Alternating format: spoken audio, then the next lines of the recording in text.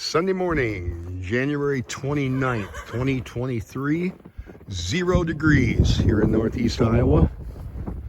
And we got hit with another Arctic blast. I'm going to go out on a limb here and say that summer is officially over.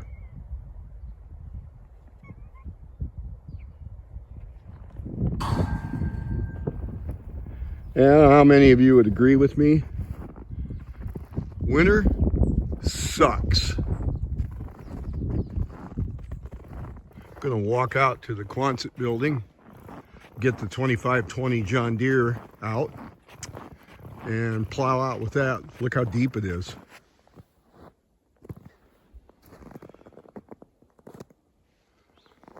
These are tracks from last night. Barb and I went down to a retirement party for a husband and wife team that drove hauling anhydrous and primarily LP for the co-op for years and years. And like other employees, the co-op decided to pull the rug out from under them before they were ready to retire.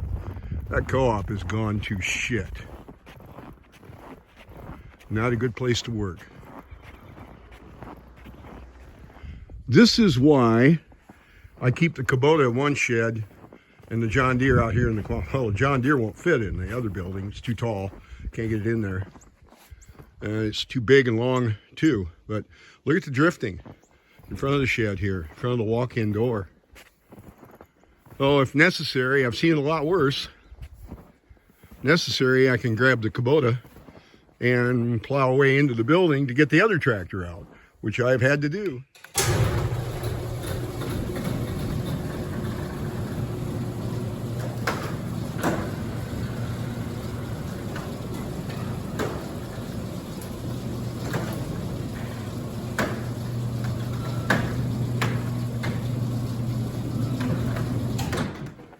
Got the 2520 plugged in. It has been, got a tank heater on it.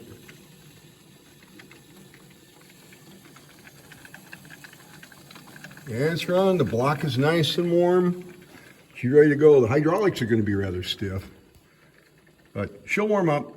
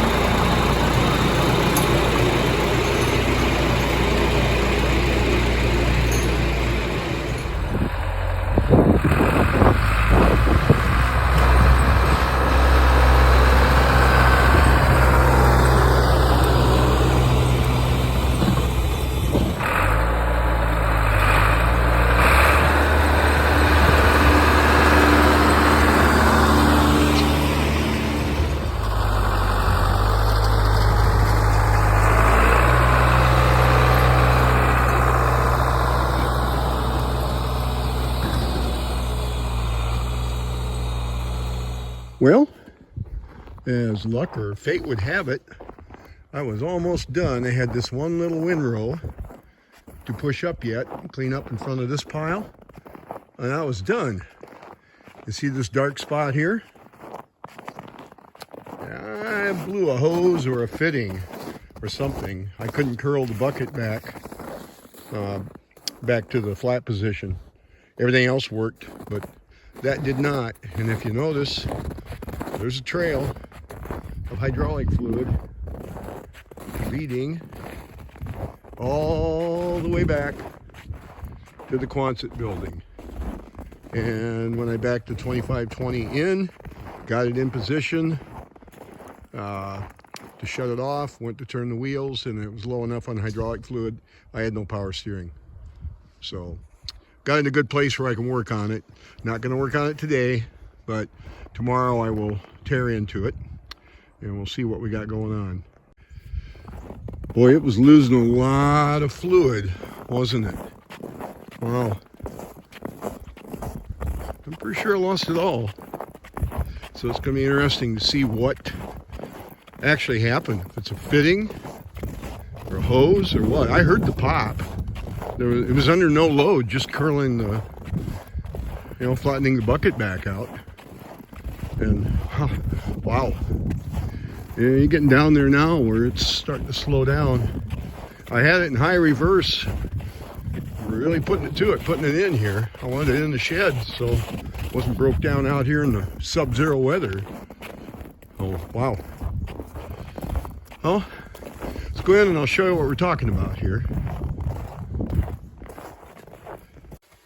You can see all the wet surface up underneath behind the battery box. That's where it's coming from. Problem is, battery box sits under the cab and these lean out. Without a cab, they're probably not bad at all, but I've got the control cables for the joystick on the loader that run up right beside this. So you tip these little levers here out. The back one is a bear to get to, but perhaps I can reach it. And the battery tips out. Now maybe we can see in there. You can sure smell the hydraulic fluid. The camera can see, but I can't. I can't get my head in there where I can see anything. So I may end up having to take the battery out, take the battery box off, where I can get in and see what's going on here, what blew. Sure got the battery all wet. Oh, it might be, I guess it's not going to bother. I was thinking it might be safe to disconnect the battery, but something sure went. And it may be,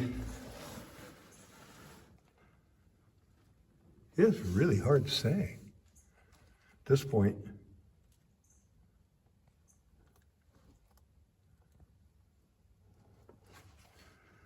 No, it's really hard to tell at this point. Looks like it's coming down from the top. There's a hose connection in behind there. There you can see it. I don't know if that's it. That's what gave.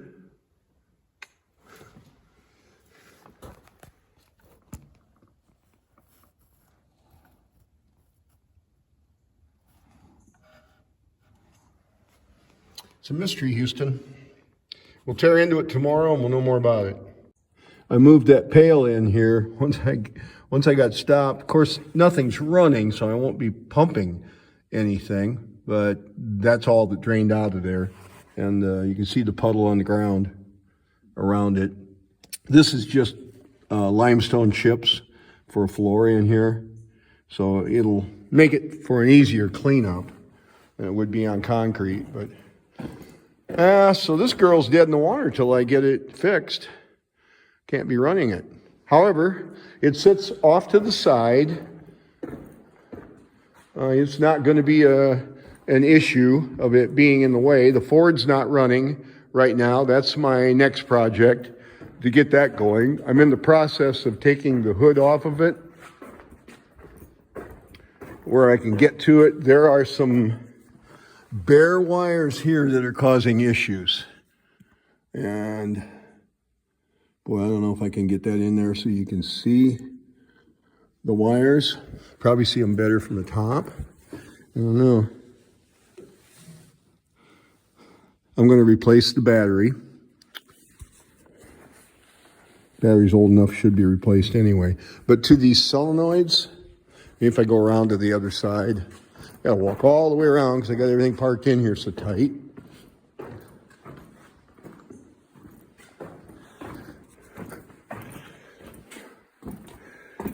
You'll be able to see a lot better from this side. See this wire here, where my finger is pointing here? That's bare. That's touching other things. The insulation's burned off of that. So that has to be fixed. That's hot to the ignition, it appears to be.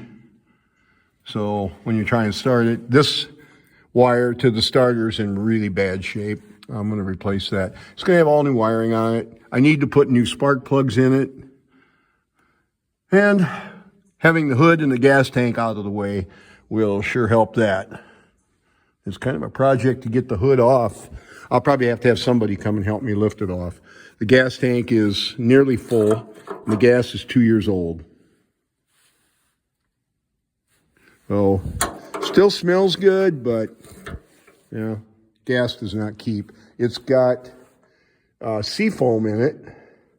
I started to take this headlamp off, but there's no bullet connectors or anything in the wires, so that won't do me any good.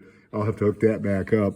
I will take the grill guard here off. There's a bolt on either side that holds that framework together.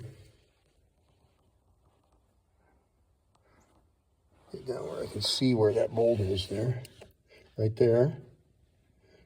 Take that nut off, one on either side, and that whole bumper comes off from the front, and that'll be out of the way. Then I can get at these 2 bolts in the front and the 2 on the bottom there. How to get that into position where I can see that. There you can. See it right there, there's one on each side. Get those 2 out, then the hood will come off. And I may have to cut the wires to the headlights and put some bullet connectors in there. So that's the next project to work on. Now I'd like to get my Ford running. I'd like to have everything I've got running and running right. And none of my equipment so far marks its territory, except for on the Ford, I had a little bit of leakage here around this belt pulley. And nothing else. Nothing under the engine.